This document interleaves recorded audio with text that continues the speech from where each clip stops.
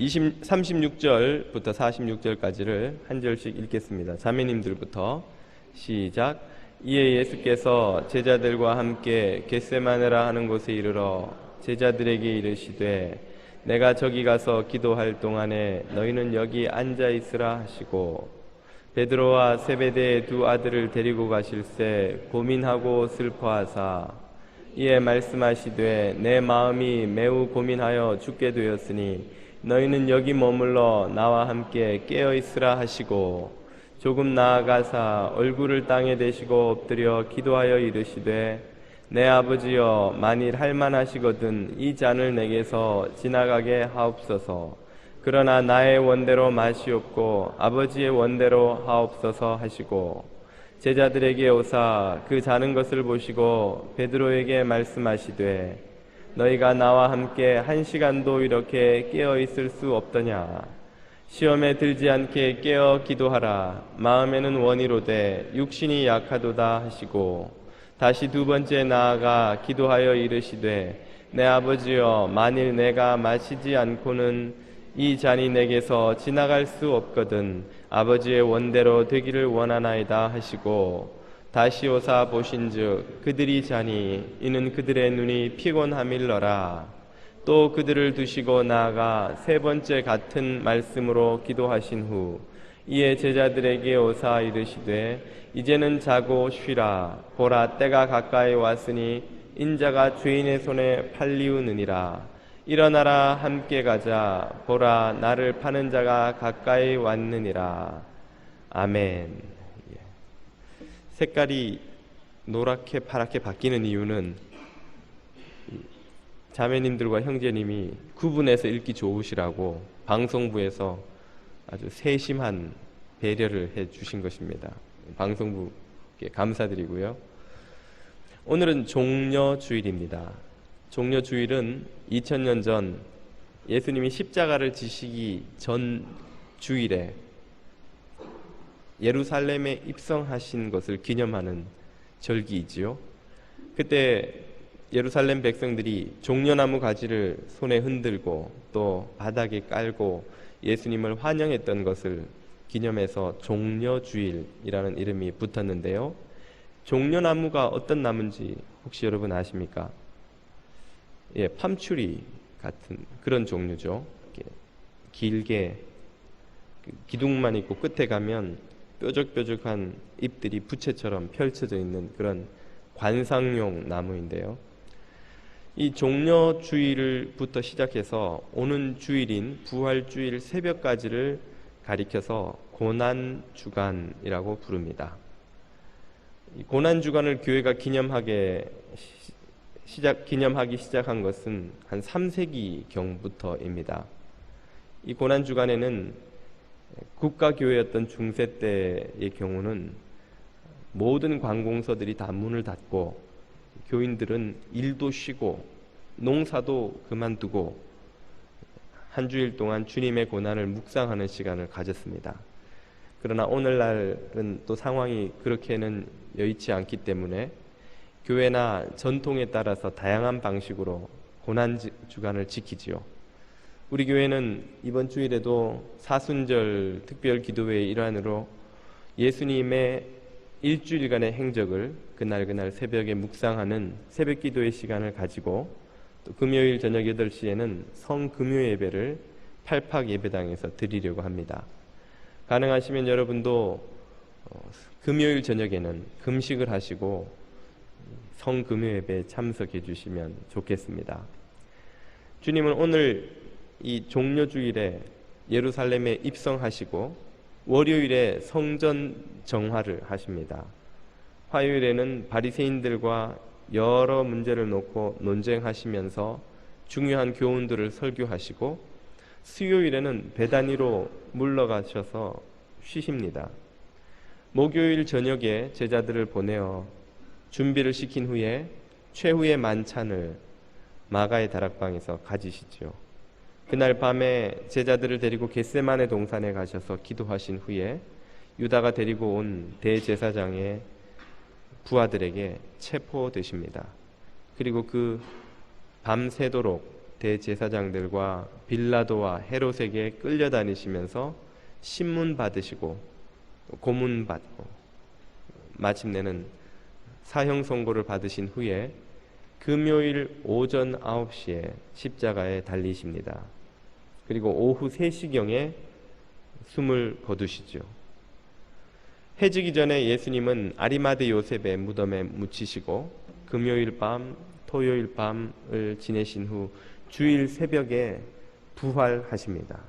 그 부활하시기 직전 새벽까지를 묶어서 고난주간이라고 부르는 것이죠. 오늘 우리는 예수님이 겟세마네 동산에 들어가셨을 때의 모습을 잠깐 살펴보려고 합니다. 성만찬을 이 최후의 만찬 자리에서 제정하신 후에 찬미하시며 기드론 골짜기를 통과하여 감람산 기슭에 있는 겟세마네 동산으로 예수님이 들어가시는데요. 그때의 모습은 참으로 연민을 불러 일으키고도 남을 만한 것입니다. 본문 37절과 38절에 그 주님의 모습이 이렇게 나오지요. 베드로와 세베대의 2 아들을 데리고 가실새. 예수님은 12제자 모두를 겟세마네 동산에 데리고 가셨지만 그들을 입구에 쉬게 해놓고 그들 중에서도 특별히 더 가깝고 의지할 만한 제자 셋을 데리시고 동산 더 깊은 곳으로 들어가셨습니다. 그 이유는 이제 나오게 되죠. 예수님이 고민하고 슬퍼하셨습니다. 예수님은 우리들이 하는 고민, 우리들의 슬픔이 무엇인지 아시는 분입니다. 그분이 그토록 극심한 고민과 슬픔으로 죽을 정도로 고통스러웠던 경험이 있으셨기 때문이죠. 이제 그 참혹하고 수치스러운 십자가를 지시고 생을 마감해야 하는 그 십자가형을 앞둔 주님의 마음이 얼마나 고민이 되고 얼마나 슬프셨든지 38절은 이렇게 말씀하십니다. 이에 말씀하시되 내 마음이 매우 고민하여 죽게 되었으니 죽을 것 같으니 너희는 여기 머물러 나와 함께 깨어 있으라 하고 예수님이 3명의 제자들을 데리고 더 깊은 곳으로 들어가신 이유가 여기에 나옵니다. 너희들이 나와 함께 머물러 여기 깨어 있으라. 함께 깨어 있으라. 그 말은 무엇을 당부하는 것입니까? 깨어서 나의 기도를 도와다오 하는 말씀이죠. 내 힘으로 도저히 할 수 없으니 너희들이 좀 힘이 되어다오 라고 하는 말씀이죠. 주님이 얼마나 힘들고 고통스러운 기도의 시간을 보내셔야 했든지 죽을 정도라고 스스로 말씀을 하셨습니다. 주님의 이 기도를 생각하면 야복 강가의 야곱이 떠오릅니다. 자신을 죽이러 오는 형 에서를 기다리는 그 전날 밤 절체절명의 위기에서 목숨을 걸고 기도하던 그 야곱이 떠오르는데, 그러나 예수님의 기도는 이 야곱의 기도와도 또 차원이 다릅니다. 야곱은 살려달라고 기도하고 또 살려주시는 응답을 받았습니다. 그러나 예수님은 살려달라고 기도할 수 있는 상황이 아닙니다. 죽으러 가라고 하시는 곳에 죽으러 가게 해주십시오라고 기도해야 되는 그 상황에서 예수님의 기도는 탈출구가 없는 막다른 곳에 다다른 그런 기도였던 것이죠. 예수님의 기도가 얼마나 힘들었던가 하는 것을 누가복음 22장 43절 이하는 이렇게 소개합니다. 역시 예수님의 겟세마네의 기도를 소개한 누가복음의 기사인데요. 천사가 하늘로부터 예수께 나타나 힘을 더하더라. 힘을 더하더라. 예수님이 힘을 천사들이 도와주시지 않으면 못 견딜 정도로 힘든 기도를 하셨다는 것이죠. 너무나 힘이 들었기 때문에 도와주는 누군가의 도움이 필요했기 때문에 예수님은 제자들에게 당부를 하셨던 것이고, 또 천사들이 와서 예수님을 돕지 않으면 안 되었던 것입니다. 44절은 또 이렇게 묘사를 하죠. 예수께서 힘쓰고 애써 더욱 간절히 기도하시니, 육체의 힘과 마음의 간절함이 다 하나로 결집되는 그런 상황입니다. 어떤 일이 벌어졌습니까? 땀이 땅에 떨어지는 핏방울 같이 되더라. 이것은 비유적인 표현이 아니고요, 의사들은 실제로 일어나는 일이라고 말합니다. 사람이 육체에 극심한 견디기 힘든 힘을 가하고 또 그 마음의 스트레스가 커지면 모세혈관이 미세하게 파열이 된답니다. 그러면 그 피가 땀샘으로 흘러들어가고 흘러나오는 땀이 붉게 변하는 것이죠. 그런 마음의 고통과 육체의 고통이 다 가해진 상태로 예수님은 기도를 하셔야만 했던 것입니다. 예수님이 공생애를 시작하기 전에 마귀로부터 40일간 광야에서 금식하는 중에 마귀로부터 받았던 그 유혹과도 또 차원이 다른, 예수님의 인생에서 아마 가장 큰 위협이자 도전이자 유혹이 아니었을까 생각됩니다. 이 치열한 영적 싸움을 위해서 예수님이 간절히 원했던 것은 당신이 그토록 사랑하고 아꼈던 제자들이 기도로 당신을 도와주는 것이었습니다. 당신 곁에 함께 깨어있는 것이었습니다. 누군가 내 옆에 있었으면 좋겠는데, 예수님은 제자들이, 당신의 사랑하는 제자들이 당신 곁에 있었으면 좋겠다고 원하셨던 것이죠. 그러나 우리들은 제자들이 그 예수님의 간절한 당부의 부탁의 말씀을 들어드리지 못했다는 것을 알고 있습니다. 본문 40절과 43절은 제자들의 반응을 이렇게 소개하죠. 첫 번째 기도를 마치신 예수님이 제자들에게 오사 그 자는 것을 보시고, 예수님의 간절한 당부에도 불구하고 제자들은 잠이 들었습니다. 다른 제자들도 그렇겠지만 특별히 베드로에게 예수님은 아마 더 섭섭하셨던 것 같습니다. 베드로에게 말씀하시되 너희가 나와 함께 1시간도 이렇게 깨어 있을 수 없더냐. 예수님의 섭섭함이 묻어나오는 장면이죠. 우리는 예수님께서는 섭섭함도 없으시고 두려움도 없으시고 억울함도 없으신 분이 아닌가, 이런 오해를 합니다만, 예수님도 섭섭하시고 예수님도 실망하시고 예수님도 외로우시고 예수님도 답답하시고 예수님도 쓸쓸하시고, 우리들이 겪는 모든 아픔을 예수님은 하나 남김없이 다 겪으신 분입니다. 우리와 똑같은 인간의 몸으로 이 땅에 오셨기 때문이지요. 그렇게 아꼈던 제자들이 당신 생애 가장 고통스러운 시간에 함께 하지 못한 것에 예수님은 무척 섭섭하셨던 것 같습니다. 그들을 깨우고 두 번째 기도를 하러 가신 후 43절을 보면 다시금 그들의 모습을 이렇게 발견하죠. 다시 오사 보신즉 그래도 그들이 자니 이는 그들의 눈이 피곤함 일러라. 이제 예수님은 깨우는 것을 포기하시고 세 번째 기도의 싸움을 싸우러 나아가십니다.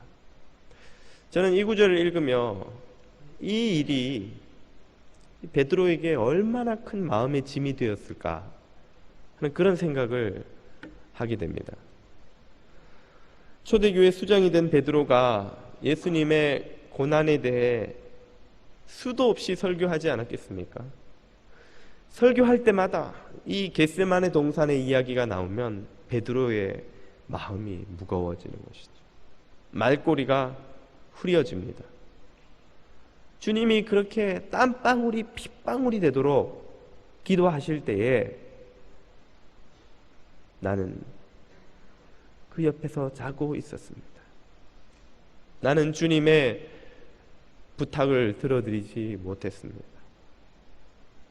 아마 베드로가 3번 예수님을 부인한 것보다 그 못지않은 마음에 무거운 짐이 되지 않았을까, 그런 생각을 해봅니다. 주님은 이 시대에도 당신 곁에서 깨어 기도하며 하나님 나라를 위해 일할 일꾼들을 찾고 계십니다. 나와 함께 깨어 있으라. 그러나 오늘날에도 여전히 많은 그리스도인들은 그 제자들처럼 주님의 곁에서 영적 잠에 빠져 있습니다. 주님은 제자들을 파송하시면서 말씀하시기를 추수할 곡식은 많되 일꾼은 적으니 아버지께 기도하여 일꾼을 보내어 주소서 하라. 일꾼이 그토록 필요하다고 하셨는데 주님 곁에 깨어서 기도하며 하나님 나라를 위해 일할 일꾼은 항상 부족하고 주님의 부름에 응답하는 이들은 많지 않다는 것입니다. 왜일까요? 제자들처럼 피곤해서입니까? 우리에게도 제자들이 잠들 수밖에 없었던 그 피로와 같은 이유들이 많이 있죠. 바쁘고 피곤하고 비즈니스도 힘들고 가정 하나 돌보기도 어려운데 내가 어떻게 깨어 기도하고 주님 곁에서 헌신하는 이가 될 수 있겠는가?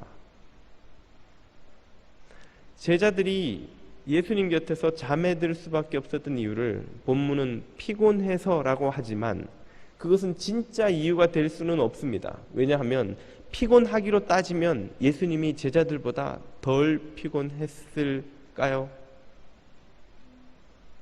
제자들보다 예수님이 덜 피곤하셔서 그 치열한 영적 싸움을 견딜 수 있으셨던 것일까요? 그렇지 않다는 것을 우리가 알기 때문에 눈에 보이는 그 피곤보다 더 중요한 본질적인 이유가 거기에 있다는 것을 깨달아야 합니다. 그리고 그 이유는 제자들이 잠들게 된 이유일 뿐 아니라 오늘 수많은 그리스도인들이 주님 곁에서 영적 잠에 빠져 있는 이유이기도 하기 때문입니다. 제자들이 잠들 수밖에 없었던 이유는 무엇입니까? 첫 번째는 그들이 주님의 마음을 전혀 몰랐기 때문입니다. 주님의 뜻과 계획을 전혀 이해하지 못했기 때문이죠. 예수님은 이 예루살렘에 입성하시기 전에 3번이나 당신의 순환과 죽으심과 부활을 예고하셨습니다.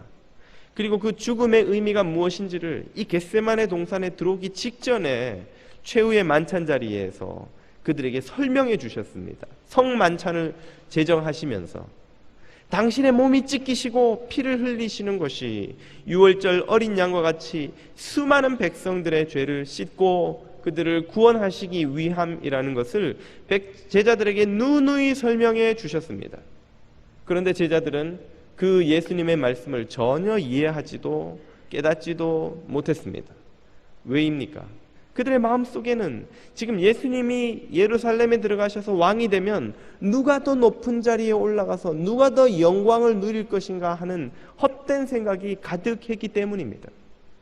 주님의 마음을, 주님의 계획을 전혀 이해하지 못했던 것이죠. 그래서 그렇기 때문에 그들은 이 밤에 육체의 피로와 싸우면서 육체의 피로를 뒤로 하고 이 치열한 영적 싸움을 싸워야 할 이유를 발견하지 못했던 것입니다. 예수님은 당신을 보낼 수밖에 없었던 아버지 하나님의 마음을 알았습니다. 당신이 져야 할 십자가의 의미가 무엇인지도 아셨고 그것이 왜 당신에게 지금 허락되는 잔인지도 아셨고 그것을 아는 주님은 기도로 그 밤을 싸워 나가지 않으면 안 되었던 것이죠.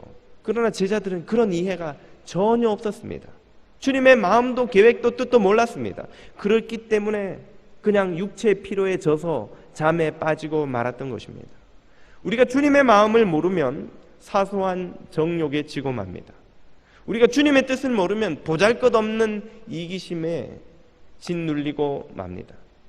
그것을 절대로 이길 수가 없습니다. 그래서 결국 실패하고야 마는 것이죠. 제자들은 우리가 보다시피 예수님이 겟세마네 동산에서 잡히실 때 한 사람도 남김없이 모두 도망치고야 말았습니다. 목숨의 위협 앞에서 다 도망치는 이들이 육체의 피로를 이길 이유가 없는 것이죠. 최근에 한국에서 힐링 캠프라는 프로그램이 화제가 되었다고 합니다. 차인표 씨가 나와서 아주 자신의 삶의 터닝 포인트에 대해서 에피소드를 들려주었다고 하는데요. 프로그램이 얼마나 화제가 되었던지 프로그램이 끝난 후에 컴패션이라는 구호단체에 결연 문의가 쇄도해서 6,500명 정도가 결연을 했다고 합니다. 컴패션이 1년에 결연하는 아동의 수가 10,000명쯤 되는데 1년 수학의 65%를 이 프로그램 하나로 해낸 것이죠. 차인표 씨가 한 이야기들이 일반 방송이라서 다 설명하지 못한 부분이 있다는 것을 제가 다른 간증 영상을 보고 알았습니다. 그래서 그 두 개의 자료를 종합해 보니까 내용은 대략 이러합니다. 여러분도 대략은 보셔서 아실 텐데요. 그 아내인 시네라 씨가 컴패션이라는 단체의 홍보대사여서 인도 방문을 하게 되었는데 갑자기 급한 일정이 생겨서 못 가시게 된 거죠. 그래서 남편더러 가라고 했는데 그 방송에는 안 나오지만 차인표 씨가 많이 싸웠답니다. 그것 때문에 안 가려고. 결국은 져가지고 마지못해서 인도에 가게 됐는데 그러다 보니 마음에 불평불만이 가득했던 거예요. 왜 여기를 내가 왜 가나? 돈도 안 주는데. 그래서 다들 자기 돈 내서 가는 그 비행기 티켓을 자기한테 보내라고. 자기는 가주는 거니까. 그래서 그걸 받아서는 1등석으로 바꿔서 혼자 1등석에 앉아서 갔다고 합니다. 가는 동안 그 컴패션 팀을 인도하는 인솔 목사님이 찾아오셔서는 차인표 씨 가시면 그 인도에서 세계에서 가장 가난한 아이들을 만나시게 될 텐데 그 아이들에게 내가 너를 사랑한다. 너를 위로한다. 너는 사랑받기 위해 태어났다. 이런 말씀을 좀 해주십시오. 까짓것 그 정도야 내가 못하겠어. 내가 배우인데 카메라 앞에서 뭐 그런 거야 얼마든지 하지. 그런 마음으로 갔다는 것이에요. 힘들게 가서 또 몇 시간을 버스를 타고 더운데 모기가 물어뜯는데 처음부터 끝까지 그냥 불평, 불만을 가슴에 가득 품고 갔다가 그 시골에 있는 어느 교회에 도착하니까 아이들이 올망졸망 앉아서 기다리더랍니다. 그래서 한 아이를 붙들고 이제 카메라 앞에서 그 준비된 대사를 딱 하려고 아이 손을 잡았는데 방송에서는 그 이야기가 안 나옵니다만 차인표 씨는 그때 자신의 마음속에 태어나서 지금껏 40년이 넘게 기독교인으로 살았지만 한 번도 듣지 못했던 예수님의 음성을 들었다는 것입니다. 예수님이 자기에게 폭포수처럼 울리는 목소리로 인표야 내가 너를 사랑한다. 내가 너를 위로한다. 내가 너를 오래 기다렸다. 얼마나 힘이 드냐. 얼마나 외로우냐. 내가 너를 오래 기다렸고 사랑해왔다. 그 말씀이 폭포수처럼 쏟아져 들어와 마음에 울리더라는 것입니다. 그때 차인표 씨는 주님의 마음을 알게 되었습니다. 주님이 나를 어떻게 여기시고 얼마나 사랑하시고 얼마나 놀라운 계획을 가지고 계신가 하는 것을 깨닫게 된 것이죠. 그날 이후로 차인표 씨의 인생이 180도로 턴하게 되었다.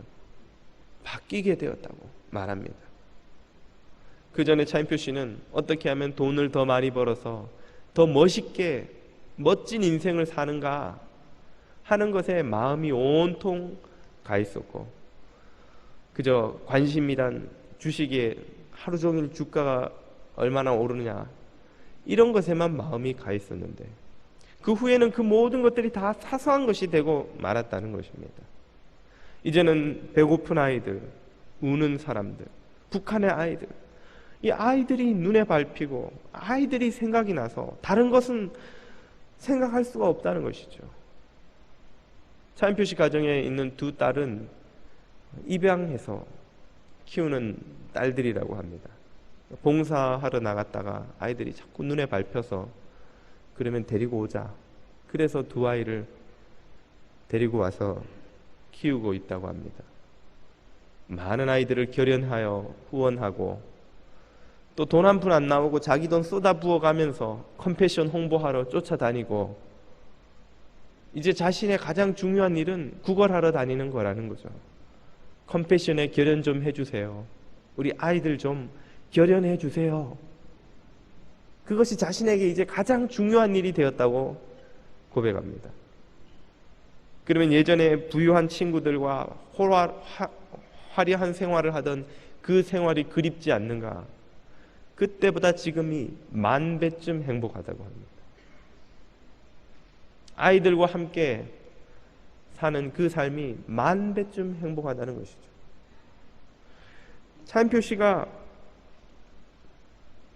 하나님의 나라를 위해서 일하게 된 비밀은 무엇입니까? 주님의 마음을 알게 된 것입니다.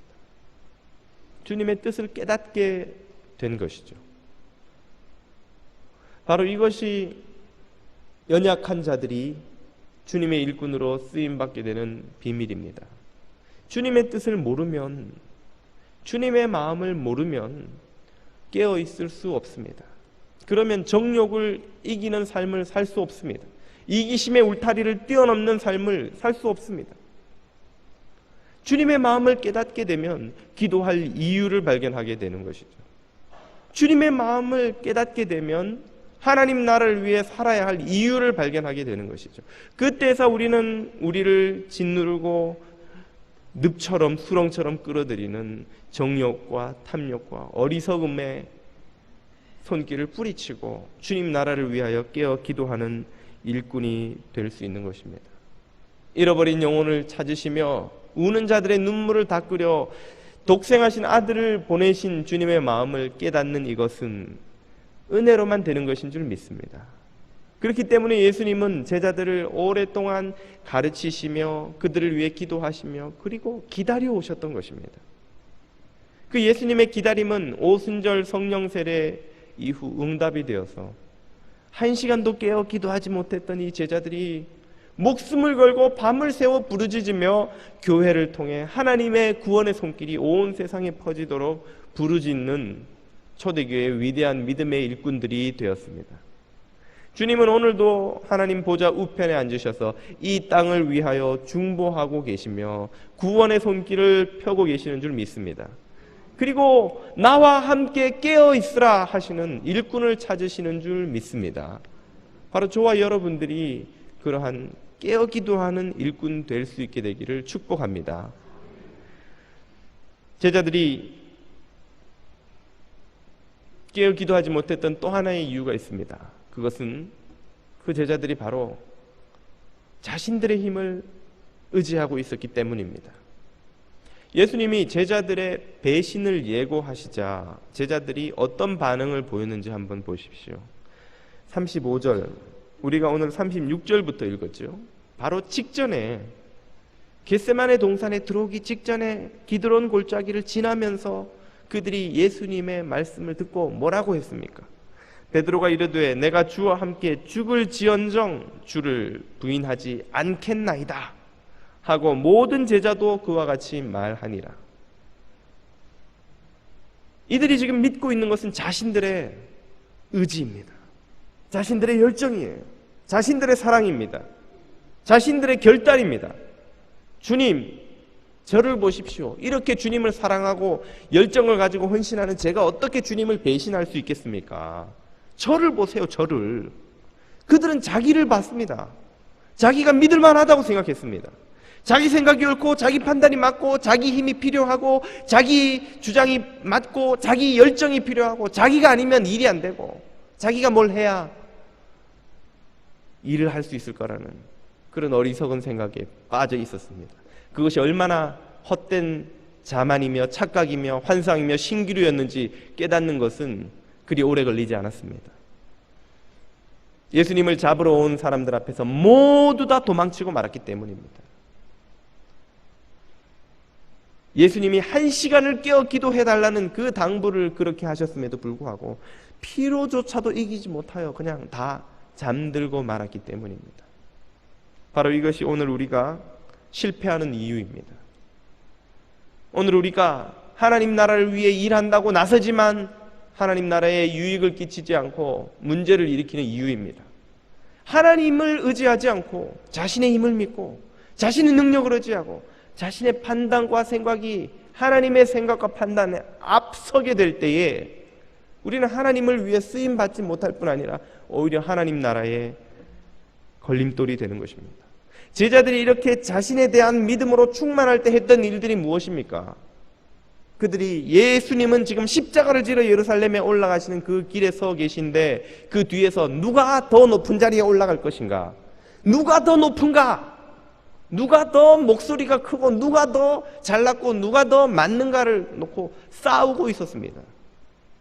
그들이 자신들의 힘을 믿고 자신들의 옳음을 믿고 있을 때에 했던 일들이 그런 것들이죠. 우리가 우리 자신에 대한 신뢰를 거두지 않는 한에는 우리도 역시 하나님 나라에서 그런 문제를 일으키는 사람들이 될 수밖에 없습니다. 왜 내 말대로 안 합니까? 왜 내가 맞는데 내 생각대로 안 합니까? 왜 나를 높이지 않습니까? 왜 내가 이만큼 했는데 아무도 안 알아줍니까? 자신이 뭘 할 수 있다고 생각하고 자신이 뭘 했다고 생각하고 내가 아니면 안 된다고 하는 그 자기의 자신을 믿는 생각, 이 생각을 내려놓지 않는 다음에는 우리가 하나님을 위해 쓰임받기가 어려운 것입니다. 모든 운동에 적용되는 한 가지 원리가 있습니다. 그것은 바로 힘을 빼는 것입니다.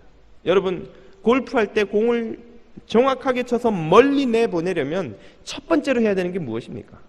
힘을 빼는 거예요. 힘을 빼는 거. 물론 저는 골프를 안 해봤습니다만은 다른 운동에도 다 적용이 되기 때문에 그렇게 될 줄 압니다. 저는 수영을 배워봤습니다. 코치가 제일 많이 하는 말이 선생님 힘 빼세요. 힘 빼세요. 힘 주지 마세요. 물에 들어가면 겁이 나니까 물 안 먹으려고 고개를 물 밖으로 내밉니다. 그러면 100% 깊이 빠집니다. 그때 코치가 하는 말이 힘 빼세요. 그냥 머리 집어넣으셔요. 머리 집어넣으면 물 먹잖아요. 안 먹습니다. 절 믿고 집어넣으셔요.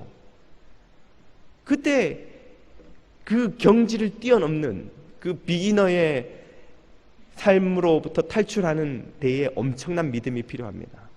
코치의 말이 진리구나. 그리고는 힘을 빼고 고개를 물속으로 쑥 집어넣으면 몸이 뜨는 거예요. 그리고 코치가 시키는 대로 힘을 뺀 팔을 가볍게 돌리면 고개가 물 밖으로 나오게 돼 있어요.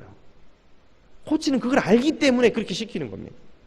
그때 우리는 힘을 빼야 되는 거예요. 축구 이야기를 좀 하자면 공을 정확하게 차서 멀리 쭉 뻗어나가게 슛을 하려면 뭘 해야 될까요? 힘을 빼야 됩니다. 다리에 온 힘을 다해서 내가 멀리 정확하게 차리라 하고 차면 백발백중 공은 옆으로 날아가 버려요. 공 하나 차는 것도 가볍게 차야만 공이 정확하게 멀리 나갑니다. 우리 인생의 모든 문제가 마찬가지예요. 특히 신앙에서는 더더욱 그렇습니다. 하나님 앞에서 우리가 힘을 빼면 뺄수록 하나님은 우리를 더 많이 자유롭게 쓰실 수 있습니다. 하나님 앞에서 제일 힘든 일꾼이 황소 같은 일꾼이에요. 황소고집. 주님, 이 길이 맞습니다. 절 따라오십시오. 아니다, 얘야 좀 서라. 무슨 말씀이세요, 주님? 주님이 잘 모르시나 본데 교회는 이렇게 되는 겁니다. 주님도 막 힘드세요. 주님이 다루기가 힘이 드셔요.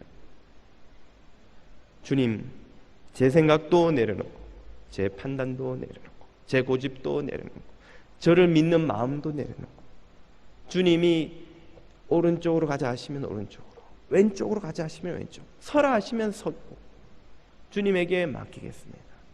그때에서 우리는 주님이 쓰시는 일꾼들이 될 수 있는 것입니다. 오늘도 우리 주님은 하나님 보좌 우편에서 이 땅을 위해 중보하시며 당신 곁에서 깨어 기도하며 섬길 일꾼들을 찾고 계시는 줄 믿습니다. 누가 나와 함께 깨어 기도할 자인가? 나와 함께 깨어 있으라. 오늘 저와 여러분이 주님 앞에 쓰임받고 깨어 기도하는 일꾼들 될 수 있게 되기를 축원드립니다. 기도드리겠습니다. 생명과 은혜의 주님, 감사를 드립니다. 우리가 모두 주님에게 쓰임받는 일꾼 되기를 원합니다. 이 땅을 위해, 인류를 위해 고난받으시고 피 흘리신 주님의 그 사랑을 깨닫고 주님의 그 마음을 깨닫고 주님 곁에 깨어 기도하는 일꾼들 다 되도록 축복하여 주시옵소서. 예수님 이름으로 기도드립니다. 아멘.